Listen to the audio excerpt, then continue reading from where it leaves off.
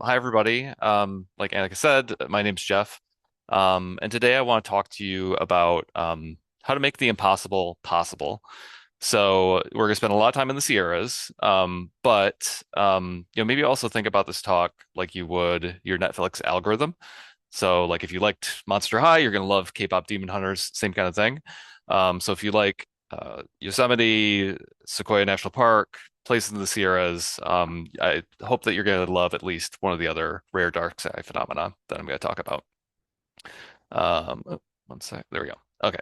But first, I feel like you need to know a little bit about me, because making the impossible possible isn't just a big leap, even though it can start with one. Um, it's going to be very light on technique and settings from a photography perspective. Um, but I just want to let you know what other wonders are out there and give you some simple hacks to help you see these rare events, both other places in the country and right in your backyard. So ideally, like you're walking out of this talk with some new things on your bucket list and the resolve to answer one of the questions in your way. Um, some reason my advancing is not working right, but we'll see how that goes. I want you to start living less one day and more day one. So this is me. I was on my dream career trajectory.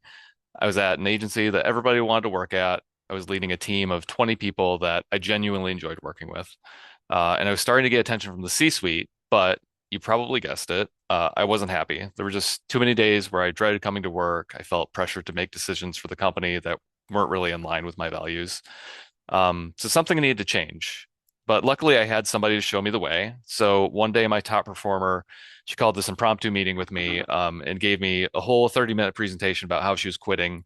Her and her boyfriend were going to live in Bali for a month. They were going to learn yoga, bum around Southeast Asia for another 2 months. And after that, who knew? Like maybe freelance, maybe open their own clothing shop, whatever. And my first reaction was genuine happiness for her. I mean, that sounds incredible. And my second thought was, hang on, I'm the boss. Why do you get to go do this and have these amazing experiences and I'm stuck here? So I decided to challenge my own impossible questions. What was I going to do about health insurance? How was I going to support my family? Like, what were the things stopping me? And before that, I kind of need to figure out what I even wanted to do. So where I ended up was that I wanted to spend more time in nature with my family, my friends, and by myself. And I thought that freelancing was going to be the best way to get that flexibility. So my secret was just asking for help. I had no idea how it worked. I took everybody I knew out for coffee. They answered questions about health insurance, how much to charge, how to get clients. Like these are things that you're not supposed to talk about, and everybody was super generous. So it kind of just turned out that the only thing I need to do to figure out this thing that was impossible in my head was to just ask how other people had done it before me. But I still had my own personal list of challenges to overcome. So I just kind of set that aside and just brainstormed ideas for how to mitigate all those things. There are no bad ideas, right? And after I did that, I was really surprised at how many viable ideas I had. Like, yeah, there was still a lot of risk, but I planned for that too. I had backup plans for backup plans.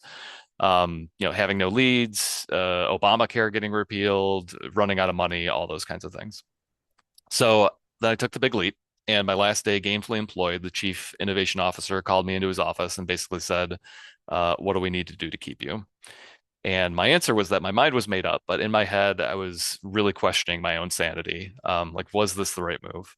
But fast forward 6 years later, and this big decision set the stage for me to see and photograph my first impossible miracle of nature in the Sierra Nevadas, which was Firefall. So backing up for a second, the universe threw us a pretty crappy curveball in 2020. And a quick update, freelancing had gone amazing. I had work when I wanted, I didn't when I did it. I'd taken a month-long road trip by myself, a month-long road trip with my family. I'd gone to Australia, New Zealand. We'd taken the kids to South America, Italy, Greece, Turkey. And the best of all, that picture on the right is a snowball fight on a ship in Antarctica, which was pretty incredible. And pre 2014 me probably would have been paralyzed and beaten my head against the wall, interviewing and looking for jobs that didn't exist. But I flexed that comfortable being uncomfortable muscle so much that I saw getting laid off during the pandemic as a gift. And I'd recently taken my first out of focus picture of the Milky Way, and I can't really describe what it felt like when I first saw it show up on the viewfinder. Like I was hooked, basically. And since then, I'd had this idea for a photo book set in national parks, and it was kind of bouncing around my head for a couple years. And this was the thing that was pulling at me the most when the empty space in my life opened up. I didn't really have a plan yet, but I applied all those lessons from the last 6 years and said, I'll figure it out. So I took a 14-day road trip to see the stars. And when I started, the only dark sky phenomenon that was really on my radar was the Milky Way. So this is the first shot that I took in the book. It's Teddy Roosevelt National Park in North Dakota. It's kind of unique because it's got an expressway running right through the middle of it, which I haven't seen in any other national park. And I saw the stars in ways that I didn't think were possible. It wasn't always pretty, for sure. But I learned something really cool. If you stay out in national parks after dark, you get the whole place to yourself. So during the day at a place like Yosemite, I'm sure everybody's been there, at Tunnel View, like you're lucky if you come away from there not getting hit by a car. There's selfie sticks, there's screaming kids, there's tourists. But if you go there an hour after dark, you can kind of get the whole place to yourself. And a lot of times it's so quiet that you can hear the sound of your own heartbeat in your ears. And you feel like you're the only person in the park for miles. And some truly jaw-dropping stuff happens in the dark. Like I said, I thought it was just the stars until Yosemite. And I'd heard about this pretty incredible thing that happened in a waterfall in February. So I decided to make it the final 2 nights of my 14-day journey from Big Bend National Park in Texas through White Sands National Park in New Mexico, Saguaro National Park in Arizona, went through Death Valley National Park in California, up through the Sierras into Sequoia National Park, and then ended at Yosemite. I had been to Yosemite before, but I wasn't super familiar with the park. So my typical dark sky day involves scouting all day, using apps on my phone to figure out where and when the galactic center of the Milky Way, the moon, and the North Star are going to be later in the night. It's usually like 10 or 15-mile days, and the first day in Yosemite was no different. I walked along Southside Valley Loop and up 4 Mile Trail and jotted down a bunch of locations. And a great thing to do if you're chasing this kind of stuff is to not be shy. So if I passed folks, I just chat them up, try and get tips and knowledge. The photography community can be pretty spicy sometimes, but for the most part, people are happy to share what they know. So yeah, I'm putting in the work and the miles to figure out as much as I can. But I've also saved so many false starts and wrong turns because of this community's help. Without them, I would literally be lost in the dark. Anyway, back to Firefall. So I had 2 nights, and I decided to go to the popular spot. I figured there's no sense in rolling the dice where I hadn't seen it myself. And there were plenty of other people there. If you've ever been, there's thousands of people, and it's honestly not a great energy either. It's clear that you have to get there early to get an unobstructed view. People are cranky, like the volunteers from Yosemite Conservancy, like they're yelling at people to get out of the traffic. Because if you haven't been there, the popular spot kind of surrounds one of the main roads out of the park. But if you want to know what $1 million in camera equipment looks like, go there while this is happening. And long story long, that night was a bust. Wind blew water all over the place. All we really saw were some glowing rocks. But I had one more night, so I decided to go to one of my out of the way spots for my second and final try. And the angle that I saw from the spot just didn't look like you'd get the effect social media promised. So I spent my final day going to other iconic spots in Yosemite to take photos. Like I didn't want to be bummed if it didn't happen that night. So I filled my camera with daytime shots of Mirror Lake, Bridalveil Falls, Yosemite Falls, all the hits in Yosemite. And then at 3 p.m. in the afternoon, I started trudging over to Southside Valley Loop. This time there were no crowds. It was just me and four other photographers. The vibe was a lot more laid back. Like we had a nice view through the opening of trees, Val of El Capitan. We were like all like trying to find our angles, but honestly, everybody was super accommodating, happy to move over a little bit to make room. Our camera timers were chirping away back and forth while we took our test shots, and it all got quiet as golden hour ticked away. And then clouds. So this happens a lot in Yosemite. The rock face was completely dark. Like any other time of year, photographers would honestly be ecstatic at how moody El Capitan looks wreathed in clouds like this. But for 2 weeks out of the year when this happens, everybody's like, come on, like really, right now?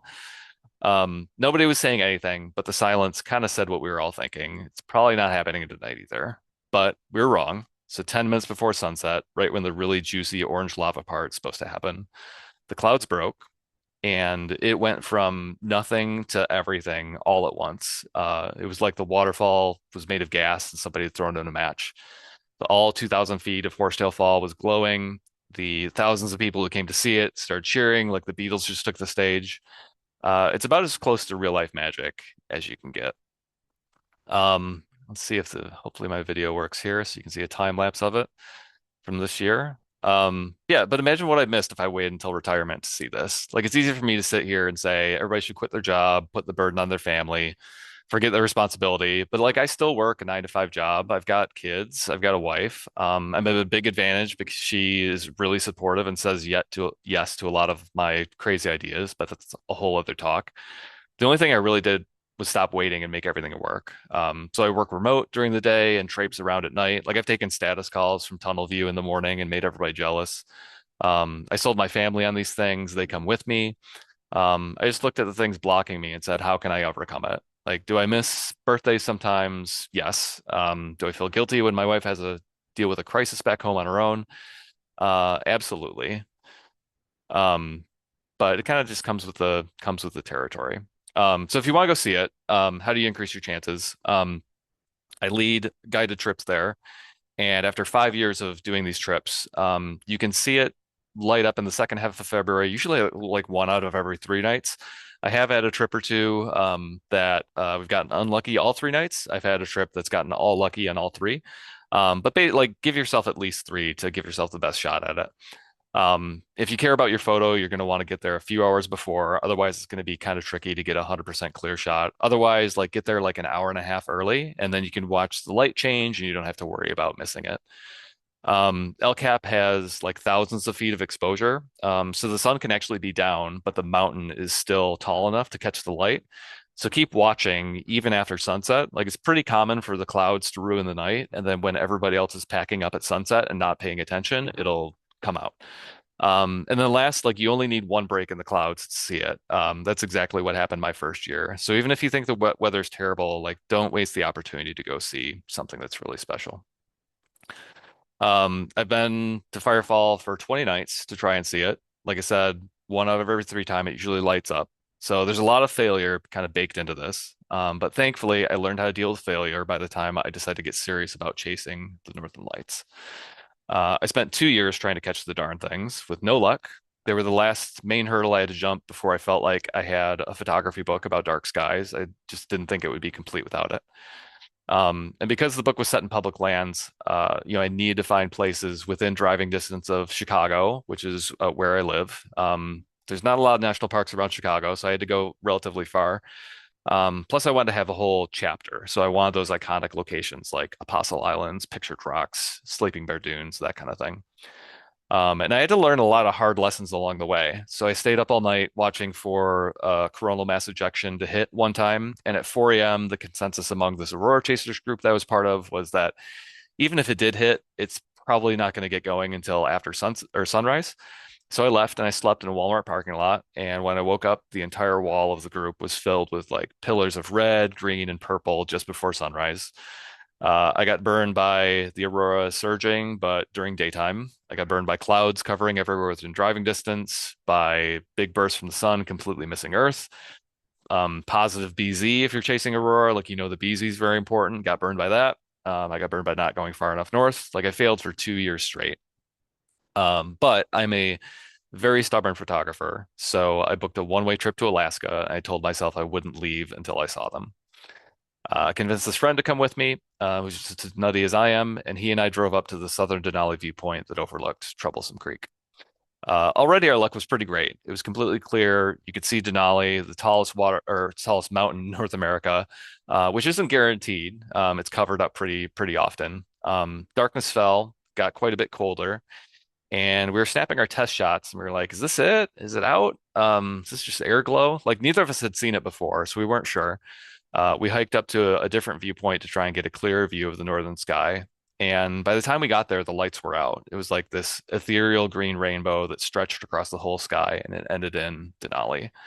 Not the most like impressive display if you've ever seen the Northern Lights, but there's no time like the first time. And I'd never photographed them before either, so I was just happy to try and figure things out. We shot lots of pictures. We were zoomed in, went through the trees. Like, by the time we left there, we probably had every composition that was possible from that spot.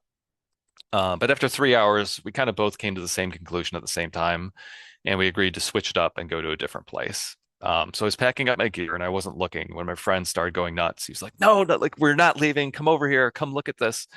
And the sky was just filled with green shimmering gas. Like I could see it moving. You could see the color with your naked eyes, and like neither of us would believe it. We saw the lights every night after that when it was clear, and we even saw a stronger show outside Fairbanks. So my one-way trip was pretty short. My family was very grateful for that. And even though I got super lucky, and I'll always remember how that first night felt, like the Aurora chapter was still kind of thin. And then May 2024 happened. So it was predicted to be the strongest show in 20 years, and skies were going to be clearing in western Wisconsin and then moving eastward. It was a Friday night, so I didn't have work to worry about. So my wife took our youngest kid, and I headed north to Lake Superior. And it was a wild night. Like I took this fun feed up pic to send to my friend, and there were wisps of aurora in the sky before many of the stars had even come out. I saw the colors through 100% cloud cover while it was raining. At one point, the sky was doing this, and some people came out and joined me at Gordon County Dam, and they looked up and were like, "Oh, huh, neat." And then they left after 5 minutes. So I didn't have a lot of time to make friends with them, but my guess is that we don't have much in common. Um, the family that heard me shout out a giant F-bomb when this meteor streaked in front of my open shutter, like I apologize for teaching your kid a bad word. A quick side note on meteors, they can happen anytime, anywhere at night. I'm usually not specifically trying to get them. They're happy accidents, but the Geminids, I think they're either just stop peaking or they're you can go out and see Geminids this evening if you've got dark skies. But plan on at least like a few hours of viewing. So the most intense shows are like one or two a minute, so you're going to want to be out there for a bit. Meteor shows are usually named after the constellation they appear to originate from. So like kind of find that, use your wide angle lens to get yourself the best possible shot at it. And then just keep your shutter open as much as possible. So if you want point stars, you're probably going to be at about like 13-ish seconds or maybe 10. But if you're okay with star trails, you can go up to 30. And then just use a remote shutter and lock it down so the shutter just stays open. Like nothing is worse than missing a meteor because you weren't taking a picture. But back to the lights. So there's one moment I was laying on my back at 3 a.m. There was aurora in every direction, all the way up to the top of the sky. A lot of it was actually south that night, which is kind of wild.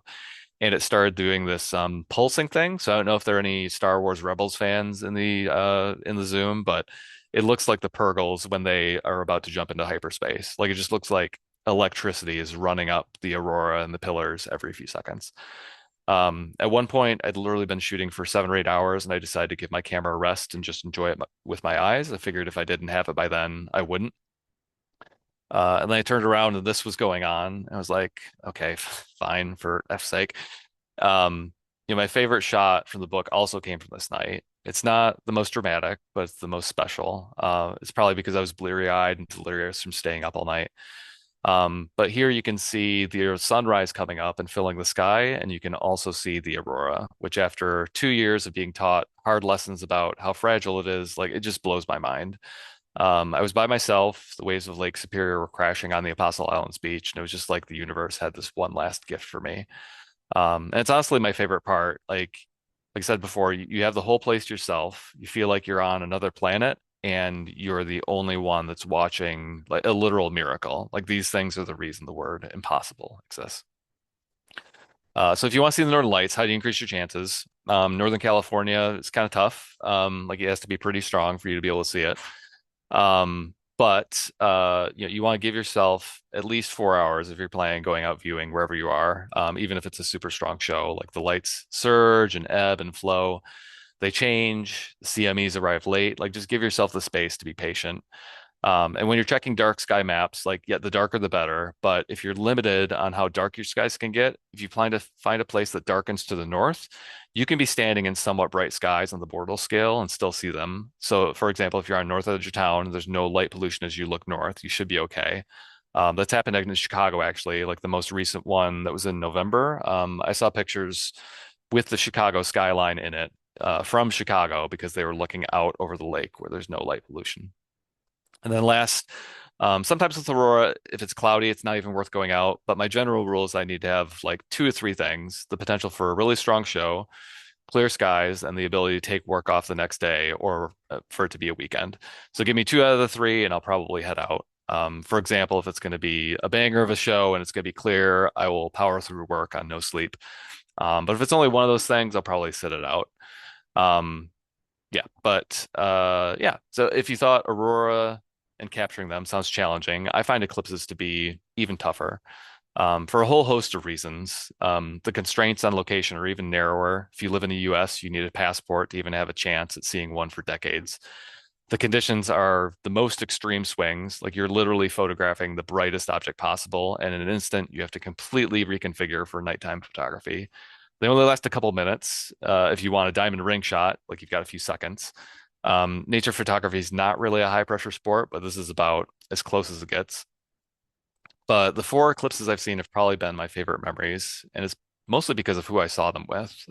Like my wife and I take our kids out of school, no question, if there's an opportunity for eclipse. And you get a lot of windshield travel time when you chase them. There's one time my 13-year-old and I were driving, we drove 20 hours one way to see an annular eclipse in Canyonlands National Park that lasted 15 minutes. And the eclipse was cool, but like that kind of one-on-one time with them is rare, especially as they get older. And one of my favorite memories from that trip has nothing to do with the eclipse. I didn't get a picture of it because we were driving, but we were going through the Rocky Mountains and it was October, and you could see all four seasons on the mountainside. So there were flowers and green at the bottom, and then the gradients of the changing colors as you went up the mountain, and then finally snow-covered trees and rocks at the top. And like those kind of little moments that surround the big epic ones, like seeing Firefall or the solar prominences of the eclipse, they're just as incredible as the main event. So make sure that you're open enough to those kinds of experiences. I've had pretty good luck with eclipses every time, always able to find a clear place in the path of totality. Even though for some of them there were clouds in the forecast. But I saw this video from Dallas during the last eclipse where they had completely cloudy skies, from 0 to 99%. They saw absolutely nothing, no weird shadows, no animal behavior, just got a little bit darker. But when the sun was covered up and the sunlight wasn't shining on the clouds, the eclipse shone through and the entire city just lost their minds. So sometimes it's worth heading out, even if you think the chances aren't good, because you never know what you might see. So if you want to go see them, how do you increase your chances? It's pretty well documented where and when the eclipses are going to show up. You can look up the past for like 40 years from now.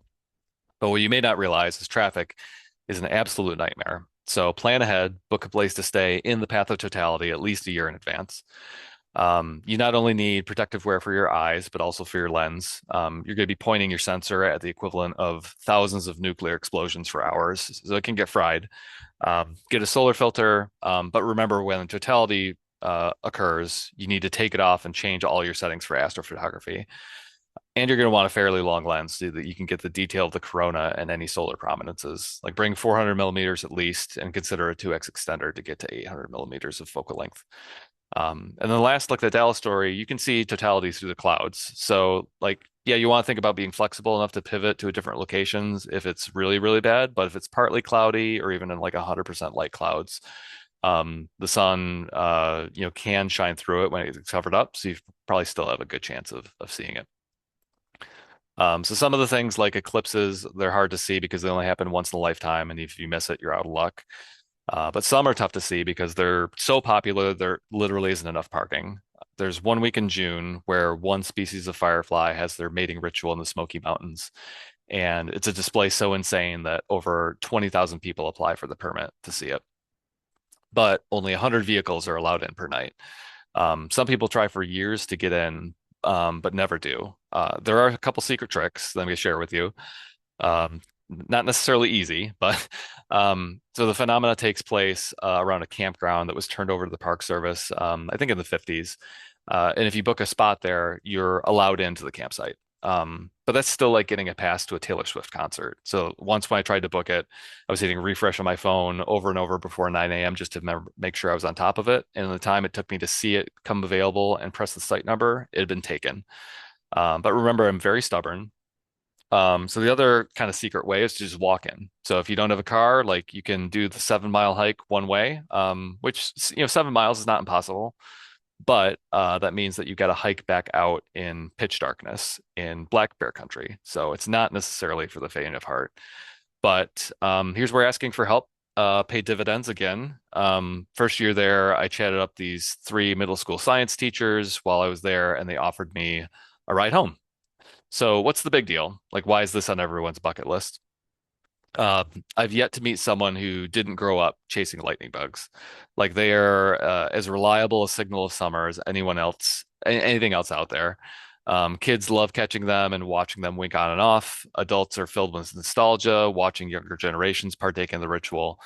So just picture the most fireflies you can imagine, and then triple it. Now, picture them all going dark for a few seconds, and then tens of thousands of them all winking on at the same time. I've seen people move to tears by it. On one of my guided trips, there was this 70-year-old good old Southern boy, and he was giggling like a little kid because there were fireflies just blinking back and forth and dancing around his feet. Another way to describe it is imagining like tens of thousands of Christmas lights, and they are strung up everywhere, and just blinking back and forth in patterns. And even though attendance is restricted to protect them, it's still pretty crowded. It's a small area, but for 3 hours, people just kind of watch in quiet awe. So if you want to see the fireflies, how do you increase your chances? Like, yeah, you can see them in your backyard, but if you want thousands and thousands, go to the Smoky Mountains. Check the lottery dates in April for the idea of like what week to go. Because it's not, only happening in the campground. There's tons of fireflies everywhere in the Smokies. Like, yes, you want to enter the lottery. Yes, try to book a campsite or consider walking to Elkmont Campground. But if you can't do either, go to Cades Cove. It's the best consolation prize ever. There aren't synchronous fireflies, but there's still tens of thousands of regular ones, and it's still magic. If you're a photographer, bring a telephoto lens. This might sound counterintuitive, but if you zoom in and shoot through a field of fireflies at your widest aperture, you'll get these nice big orbs when they float just in front of your camera. And the last thing is fireflies actually like the moisture. So most areas in the Smokies are kind of sheltered by a thick canopy of leaves. So even if there's like rain out, the bugs will still come out and do their dance for you. So since the first time visiting Firefall, I've stayed up way past my bedtime, and I failed a lot at photographing things just as incredible as that in American public lands. Like my bucket list is literally empty. I've been lucky enough to experience so many once in a lifetime things, all because I stopped waiting for one day. Um, yeah, I've been to Yosemite 18 times since and counting. It's my favorite national park. I'd like my ashes spread there when I die. But I want to talk to you about what might be my favorite 24 hours outdoors in the Sierra Nevadas ever. I was there to try and capture a phenomenon that sounds like something a poet might dream up. If you've heard of it, the rainbows caused by moonlight. So they're real and they're spectacular. They happen in Yosemite National Park during April, May, and June when the waterfalls are really flowing and the angle of the moon is just right. So moonbows require like the moon to shine through the waterfall at just the right trajectory. So they appear from different vantage points at different times. And on this particular evening, they could be seen from Glacier Point in Upper Yosemite Falls, which is one of the tallest waterfalls in North America. So if you've never been, Glacier Point is like this iconic viewpoint that looks down the valley floor from 3,200 feet up. Here you can see my wife telling my son to enjoy the view, but don't enjoy it too much. Don't get too close. So usually you take a bus or you drive up there. But in April, the road's not open yet. So the only way up there is 4 Mile Trail. And a lot of people know, like, I'll give you one guess how long 4 Mile Trail is. And if you said anything but 4 miles, you're right. It's 5 miles long and 3,000 feet in elevation change up. And the last mile this time of year is covered in snow. So if I'm up there at 1 a.m., that means I got to come back down at 2 a.m. And it won't surprise you to hear I'm the only idiot out there doing it. This might be the only time I didn't tell my wife what I was doing. So I called my best friend from high school. I told him where I was going to be and when I was going to be there. And I told him if he didn't hear from me by 8 a.m. the next morning to send help. So I had my safety plan in place and my favorite 24 hours got started, even though I didn't know it going in. So driving into Yosemite, I can kind of get a feel for where the right spots are to go. And when I drove in that day, there was some wisps of mist floating just above the trees. So I knew tunnel view had a chance to be really pretty. So I headed there before I started my hike up. And I was right. The mist was swirling and eddying through the trees in the valley. Like this is absolute peak Yosemite. Like it does not get better than this. And I could have spent hours there, but I had somewhere to be and several hours of hiking before I got there. So as always, I tore myself away from something beautiful and I left to go chase moonbows. Because of that mist, my hike up 4 Mile Trail was just incredible view after incredible view. Like once you get past the tree line, there's a series of switchbacks, and every time I hit the bends that faced west, my breath was taken away over and over again. And once I got up to Glacier Point, I had several hours before 1 a.m. And after the magic of sunset, I was treated to moonrise within an hour of the sun dipping below the horizon. And as it continued up, I had a long 800 millimeter lens and was able to practice photographing the moon. And with the moon so bright, like you could still see the Yosemite landscape. So this view of Half Dome and Clouds Rest, like you're usually waiting for a turn to get a photo view with just the backdrop, but I had it completely to myself. I was a little underdressed, so the temperature was dropping, the wind was picking up. I was like moving around and jumping and hiding behind rocks to try and find some respite from the cold. So like pro tip, just be better prepared than me and bring plenty of warm clothes. But before I knew it, the moonbow was out, and I have never seen Curry Village lit up like that since, especially with like snow around the ridge line. It was just a really special view. On my way down, I was carrying my tripod like a bat. I was ready for whatever might jump out at me. And about halfway down, I heard this branch snap, and I spun, and I was just ready to clean the clock of whatever was out there. And after a few heart racing seconds, I decided that, or I figured out that I had stepped on a twig and the echo of the sound was what sent me into panic. So I felt pretty silly. And luckily, the rest of my walk was uneventful. And back on the valley floor, I'd gotten to see moonrise earlier in the evening, and I'd stayed up long enough to be able to see moonset over the east side of the valley, or the west side of the valley, sorry. I was running around like a sleep-deprived idiot trying to line the moon up with the ridge line. I stood moonbows two other times from two other spots that trip. So Lower Yosemite Falls, and then finally Cook's Meadow. So by the end of the trip, I learned how to spot them. So to the naked eye, they look like this white arc in the mist. That's because color is the first thing in human vision to leave us in the dark. It's why Northern Lights pictures look so much more saturated than they do in real life. So a pretty common experience would be for folks to be standing there wondering, like, is it happening? It's like, it's time. Is it there yet? And then they would take a picture of their camera and be like, oh, like, holy crap, it's there. Like cameras can just see so much more light than our eyes can take in, and they can review this hidden world that exists after dark. And they show nature in its widest aperture. So if you're interested in going to see moonbows, they're technically visible from anywhere in any location as long as you've got water and the right kind of moonlight. But if you don't know what you're looking for, it can be tricky. Um, so like it can even happen during a rainstorm. So if you've got rain and the moon shining through and it's shining through at just the right angle, you just like a rainbow that happens during the day, but those are exceedingly rare. So if you don't know what you're doing, it's super tricky. So just use the site yosemitemoonbow.com. There's a photographer, Brian Hawkins, who posts it. So every year he puts dates, times, and locations they can be seen in Yosemite. If you're ever in Kentucky on a full moon, Cumberland Falls also has a similar site and location. So like your first time, just take the guesswork out of it and benefit from their advice. And it can be kind of hard to spot them the first time if you don't know what you're looking for. And the times are estimates. So, 15 minutes before and after they're slated to appear, just take some test shots with like a 6 second exposure time. Your camera will be able to see the color, and then from there, you'll be able to kind of pick out where it is. And then last, like you only need some short breaks in the clouds to see the magic. So if there's like spotty clearing, it's worth going to see if you get lucky. Just pay attention to the moon, and when it breaks through, take your shot.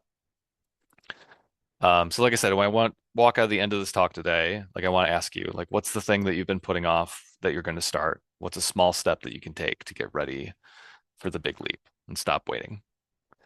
I've talked a bit about the recreation side of dark skies, and that's my main goal with this book is to get people out into places and see them in a new way. But this journey has also taught me a lot about the conservation of dark skies and how important they are. And I'm going to start maybe somewhere a little unexpected. Nighttime is critical to humans too, not just wildlife and plants. It's hardwired into who we are and has played a key role in our success as a species. We spread across the earth using the stars in the night sky as our guide. There were hundreds of ships, if not thousands, carrying entrepreneurial humans that were forging new paths and thriving using these points of light as navigation. Like quite literally, we would be lost without the stars. And it's also woven into our hearts and our souls. Like there's not a single creature or a single culture on the face of this planet that doesn't have a tale about the stars.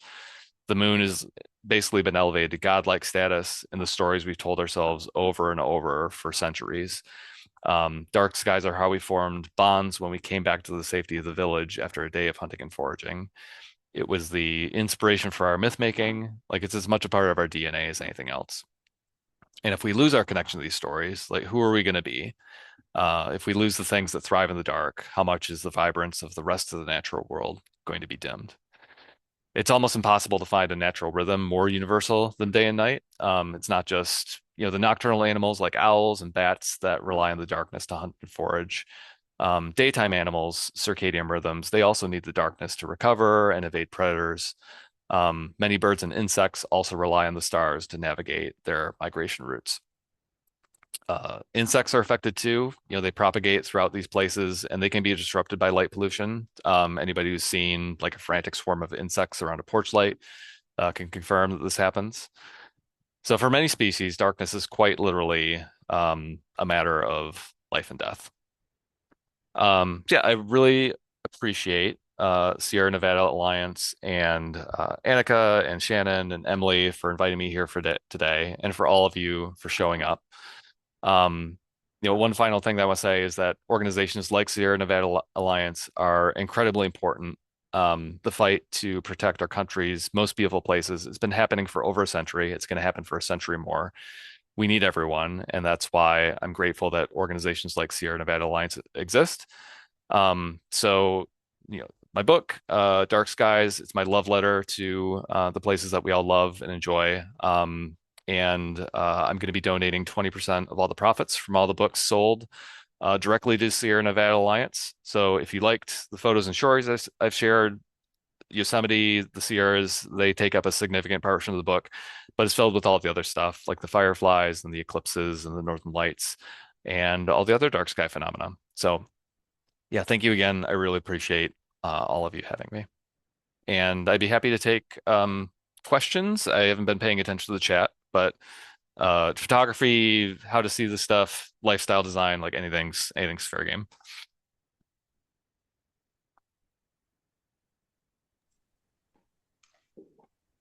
Debbie, yes, we will be sharing the presentation online afterwards.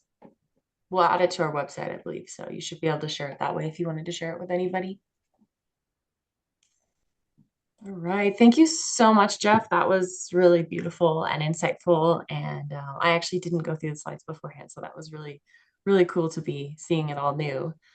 Um, we all invite you, if you're interested, to buy Jeff's book. It looks like a really great book, and we appreciate the donation. But if you would like to contribute to the Sierra Nevada Alliance on its own, you can also do that at sierranevadaalliance.org/donate. Um, and yeah, we'd love to take some questions if anybody has any.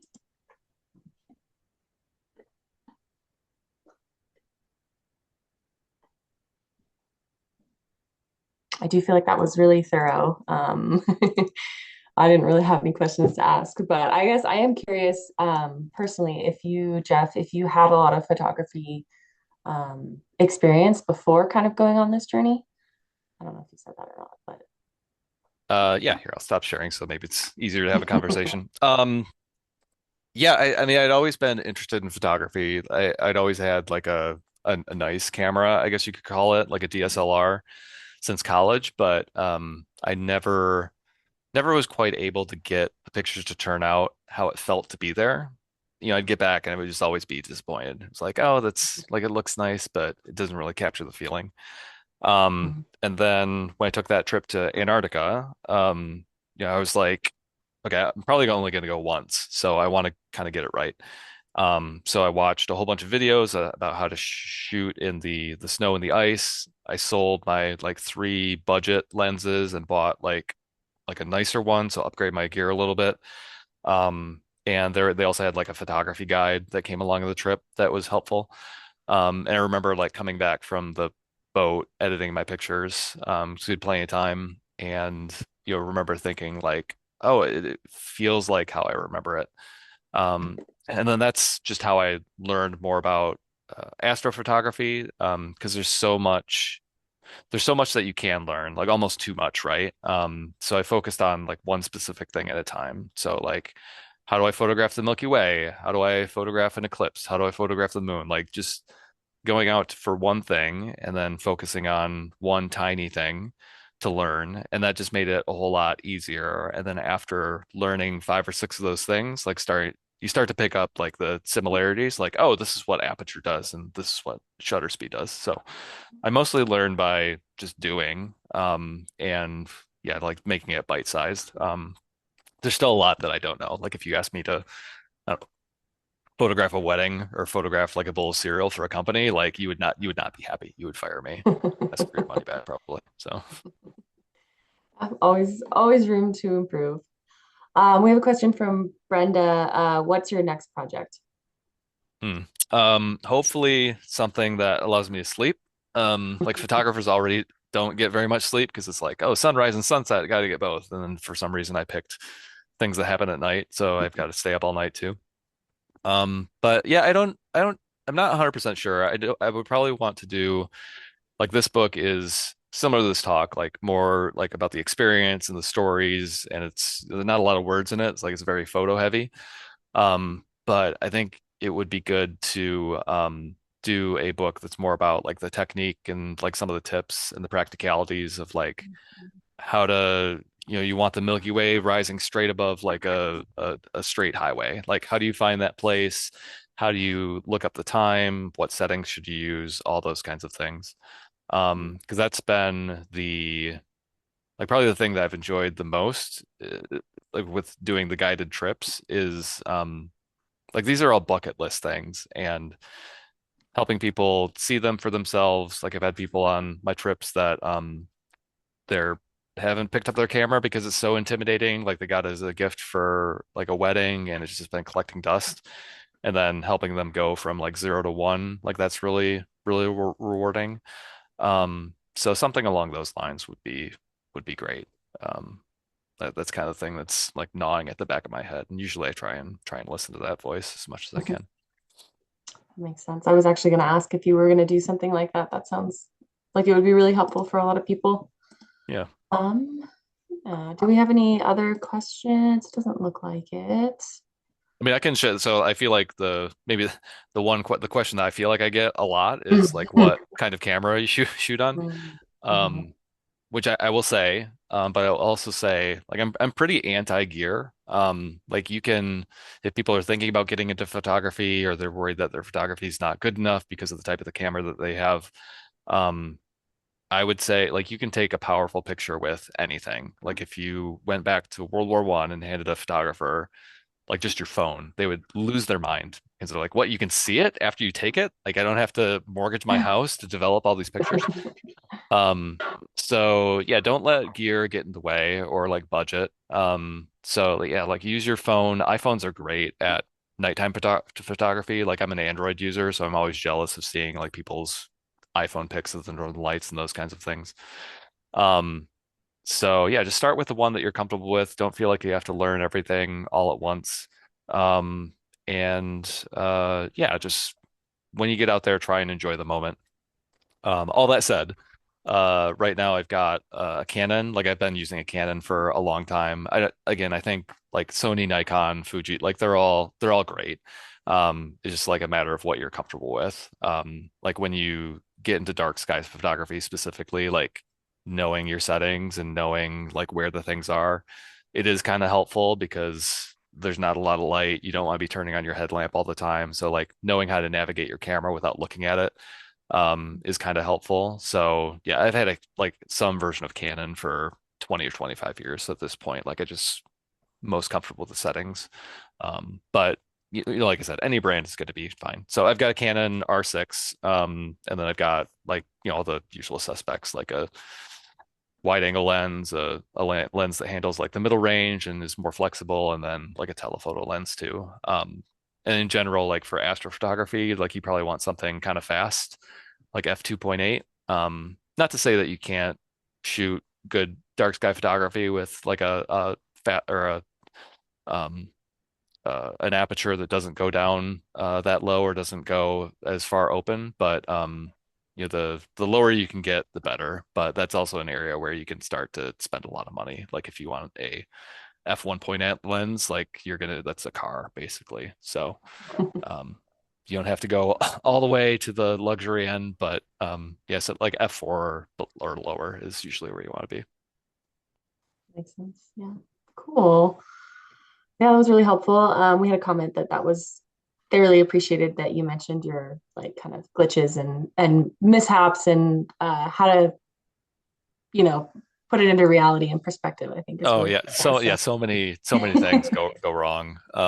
If I mean that's another thing is like being learning how to be more okay with the shot that you get. Like there have been plenty of times where like the conditions aren't ideal and you just get surprised with something. Like in Yosemite that happened. I was there to photograph the fall colors and it was like one of those like 3 day stretches where it was just like rainy the whole time and thick clouds. Like you couldn't even see across the valley. And I usually like it's really hard for me to have a bad time in Yosemite. And that was about as like close as it gets because it's like, oh, I flew all the way out here and like I timed the color change wrong and all that kind of stuff. Mhm. But then like the last sunset, I was up above tunnel view, like because there was starting to snow up there or whatever, and then the sun came through for like 10 minutes. So I was like, oh shoot, I need to get down. I went down to tunnel view and there was like a rainbow across the whole valley and it lasted for like 5 or 10 minutes. So it started above El Capitan and ended in Bridal Veil Falls. And all of a sudden, like the trip was amazing. So yeah, just being like open to any kind of experience will also help out a lot. Because if you get hung up on getting the perfect shot or the shot being exactly how you want it, you're probably going to be disappointed. So just being a little bit more flexible and open and like taking what the landscape gives you is also a good thing to keep in mind. Mhm. Definitely. All right. Well, I think we'll end a few minutes early unless anyone has any last minute questions. But thank you so much to everyone who joined us. And thank you, Jeff, for that presentation. That was really great. We are really grateful to have you donating some of your book sales to us and really glad that we kind of got our webinar program started again with such an awesome one.